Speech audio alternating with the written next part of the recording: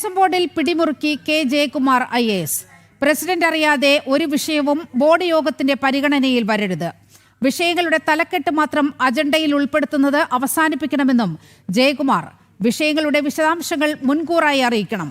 വിശദാംശങ്ങൾ അറിയാതെ വിഷയങ്ങൾ പരിഗണിക്കുന്നത് പ്രത്യാഘാതമുണ്ടാക്കുമെന്ന് ജയകുമാർ. വിവരങ്ങളുമായി പ്രജിത് മോഹനൻ ചേരുന്നുണ്ട്. പ്രജിത്ത്, ജയകുമാർ IASനെ സംബന്ധിച്ചിടത്തോളം ഈ സ്വർണ്ണക്കവർച്ചയുടെ ഈ സ്വർണ്ണക്കൊള്ളയുടെ വലിയൊരു വിവാദത്തിൽ നിൽക്കുമ്പോഴാണ് ദേവസ്വം ബോർഡ് പ്രസിഡന്റായി ജയകുമാർ IAS ചുമതല ഏറ്റെടുക്കുന്നത്. സ്വാഭാവികമായും വലിയ മുന്നൊരുക്കങ്ങൾ, വലിയ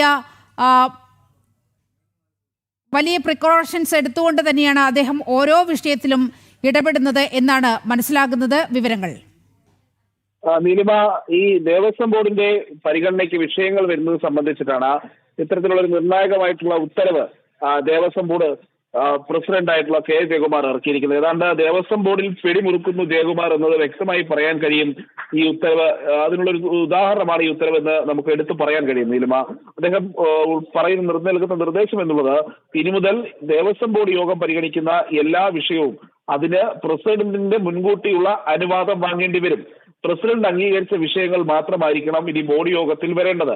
അങ്ങനെ ബോർഡ് യോഗത്തിൽ ഈ വിഷയങ്ങൾ വരുമ്പോഴും അജണ്ടയിൽ ഉൾപ്പെടുത്തേണ്ട വിഷയങ്ങളെ പറ്റി, എന്തൊക്കെയാണോ അജണ്ടയിൽ ഉള്ളത് അവയെപ്പറ്റി ദേവസ്വം ബോർഡിന്റെ അംഗങ്ങൾക്കും പ്രസിഡന്റിനും കൃത്യമായ ബോർഡിന്റെ കുറിപ്പുകൾ നൽകണം. അതായത് ജീവനക്കാർ വിഷയങ്ങൾ എന്തൊക്കെയാണ് എന്നുള്ളത് ഉദ്യോഗസ്ഥ തലത്തിൽ നിന്ന് വിശദീകരിച്ചുകൊണ്ടുള്ള കുറിപ്പുകൾ ദേവസ്വം ബോർഡ് പ്രസിഡന്റിനും അംഗങ്ങൾക്കും ഈ ബോർഡ് യോഗത്തിന് മുൻപായി തന്നെ നൽകേണ്ടിയിരിക്കുന്നു. ഇപ്പോഴത്തെ സാഹചര്യം എന്നത് പലപ്പോഴും ഈ അജണ്ടയിൽ ഉൾപ്പെടുത്തുന്ന വിഷയങ്ങളുടെ തലക്കെട്ടുകൾ മാത്രമാണ് അംഗങ്ങൾക്കും പ്രസിഡന്റിനും ഒക്കെ ലഭിക്കുന്നത്.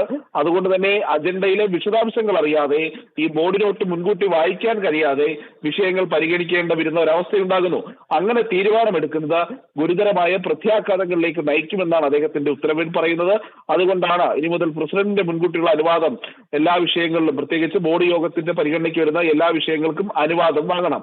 അതുതന്നെ ആ അനുവാദം വാങ്ങിച്ചതിന് ശേഷം എന്താണ് വിഷയം എന്നുള്ളത് വിശദമായി തന്നെ ബോർഡ് പ്രസിഡന്റിനും അംഗങ്ങൾക്കും കുറിപ്പായി നൽകണം. അതോടൊപ്പം തീരുമാനങ്ങൾ അതിന്റെ അജണ്ട നോട്ടിന്റെ മാസ്റ്റർ കോപ്പിയിൽ ഇപ്പോഴത്തെ ബോർഡ് അംഗങ്ങൾ അത് ഒപ്പിട്ട് നൽകുകയും വേണം. ബോർഡ് അംഗങ്ങൾ ഒപ്പിട്ട് നൽകുന്ന മാസ്റ്റർ കോപ്പി, അതായത് എടുത്ത തീരുമാനങ്ങളുടെ മാസ്റ്റർ കോപ്പിയിൽ അത് അടുത്ത ബോർഡ് മീറ്റിംഗിനുള്ളിൽ ഈ മിനിറ്റ്സിന്റെ അംഗീകാരവും നൽകേണ്ടതുണ്ട്. ഈ യോഗത്തിന്റെ മിനിറ്റ്സ് അടുത്ത യോഗത്തിൽ സ്ഥിരീകരിക്കേണ്ടതുമുണ്ട് എന്നുള്ളൊരു നിർദ്ദേശം കൂടി അദ്ദേഹം കൃത്യമായി നൽകുന്നു. നേരത്തെ ദേവസ്വം ബോർഡിലെടുത്ത പല തീരുമാനങ്ങൾ സംബന്ധിച്ചും വലിയ വിമർശനങ്ങളും ആരോപണങ്ങളും ഒക്കെ നിലനിൽക്കുന്ന സാഹചര്യത്തിൽ കൂടിയാണ് പ്രത്യേകിച്ച് ഈ ബോർഡിന്റെ കട്ടളപ്പാളിയിൽ സ്വർണ്ണഭൂഷണമെന്ന എക്സിക്യൂട്ടീവ് ഓഫീസറുടെ അപേക്ഷ ബോർഡിന്റെ പരിഗണനയ്ക്ക് വരുന്നതും അതിൽ ചിലത് ഞങ്ങൾ അറിഞ്ഞിരുന്നില്ല എന്നുള്ളതും ഒക്കെ മറ്റ് ബോർഡ് അംഗങ്ങൾ ചില മൊഴികളൊക്കെ നൽകിയിരുന്നു. അതോടൊപ്പം തന്നെ രേഖകളിൽ തിരുത്തൽ വരുത്താറുണ്ടെന്നുള്ള അന്വേഷണത്തിന്റെ കണ്ടെത്തൽ വന്നു. ദേവസ്വം യോഗത്തിന്റെ അജണ്ടയിൽ പത്മകുമാർ തിരുത്തൽ വരുത്തിയെന്നുള്ള വിഷയങ്ങൾ നിലനിൽക്കുന്നു 2019.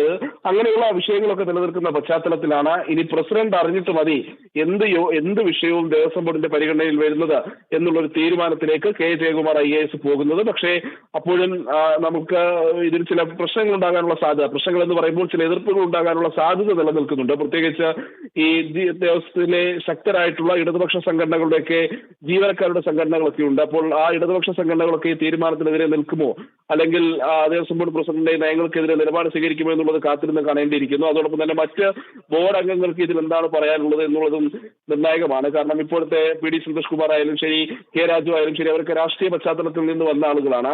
അവർക്ക് മുന്നിൽ ഇത്തരത്തിൽ ബോർഡ് പ്രസിഡന്റിന്റെ ഏകാധിപത്യ നിലപാട് ഉണ്ടാകുമോ എന്നുള്ള രീതിയിലുള്ള ആരോപണങ്ങൾ അവരുന്നയിക്കാനുള്ള സാധ്യതയൊക്കെ നിലനിൽക്കുന്നുണ്ട്. എങ്കിലും ദേവസ്വം ബോർഡിൽ കൃത്യമായി പിടിമുറുക്കുകയാണ് കെ ജയകുമാർ IAS.